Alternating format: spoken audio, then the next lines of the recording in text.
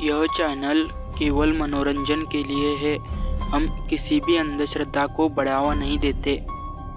क्या आप लोगों ने भी रात में अंधेरी हवेली देखी है तो उस हवेली के सस्पेंस को सुनना आपके रोंगटे खड़े हो जाएंगे। शाम का वक्त था। पहाड़ों के बीच बसा छोटा सा गांव रोज की तरह धुंध में डूबने लगा। लोग जल्दी जल्दी अपने घरों की ओर लौट रहे थे, क्योंकि गांव के बाहर खड़ी पुरानी हवेली के बारे में सबको पता था। सूर्यास्त के बाद वहाँ कोई नहीं रुकता, लेकिन आरव को इन कहानियों पर विश्वास नहीं था। वह शहर से आया था। तर्क और विज्ञान पर भरोसा करने वाला उसे हवेली के बारे में रिसर्च करनी थी। आरव ने जब भारी लकड़ी का दरवाजा खोला तो वह अपने आप लंबी तरह बढ़ता हुआ खुल गया, जैसे कोई अनदेखी चीज अंदर बुला रही हो। अंदर धूल मिट्टी से ढके फर्नीचर पड़े हुए थे। दीवारों पर पुरानी पेंटिंग्स, जिनकी आंखें अंधेरे में चमकती सी लग रही थी।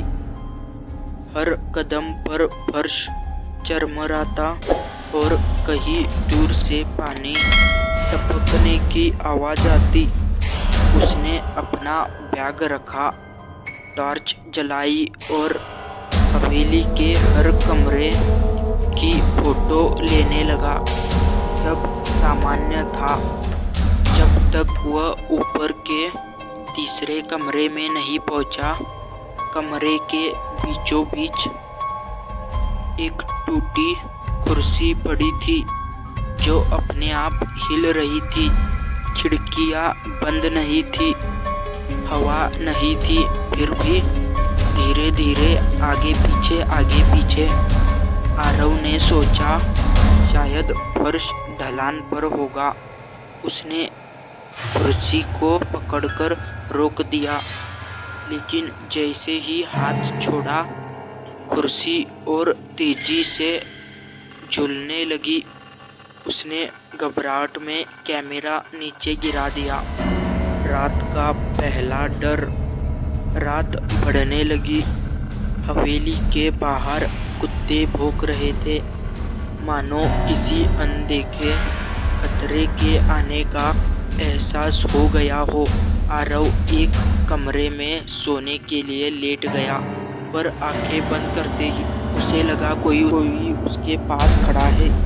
उसने झट से टॉर्च जलाई। कमरा खाली था, लेकिन दीवार पर उसकी परछाई के साथ एक और परछाई खड़ी थी, लंबी, टेढ़ी, बिना चेहरे वाली। जैसे ही उसने पीछे मुड़कर देखा, वहाँ कोई नहीं था, पर दीवार पर परछाई अब भी थी और धीरे धीरे उसकी तरफ बढ़ रही थी। आरव कमरे से बाहर भागा। टॉर्च की रोशनी कांप रही थी। तभी सीढ़ियों पर धीमे धीमे कदमों की आवाज आने लगी। ठक ठक ठक। उसने नीचे झांका। कोई दिख नहीं रहा था, पर कदमों की आवाज स्पष्ट भारी ऊपर चढ़ रही थी।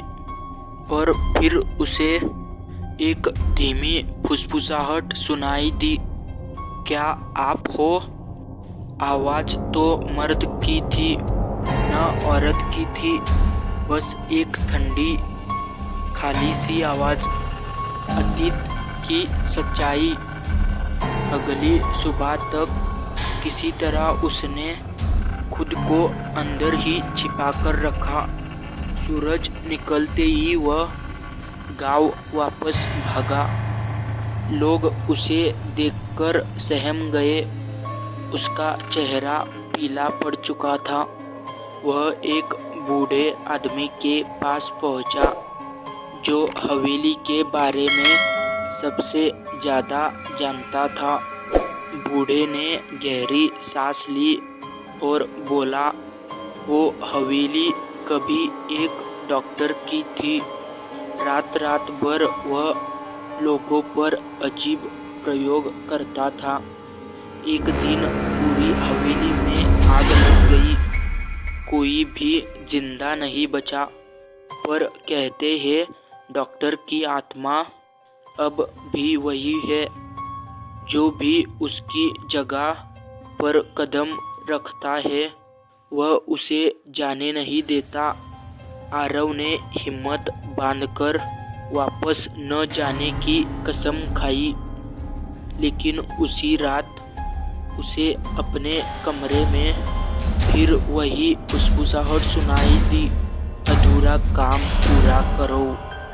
उसने दरवाज़ा खोला।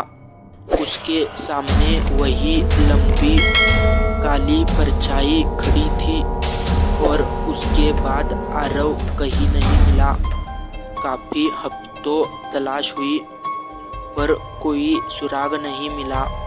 लोग कहते हैं अब हवेली में कभी कभी कैमरे की फ्लैश जैसी चमक दिखाई देती है और एक नए आदमी मुझे बाहर जाने सुनाई देती है। और शायद अब हवेली सिर्फ डॉक्टर की नहीं, आरव की भी हो गई है।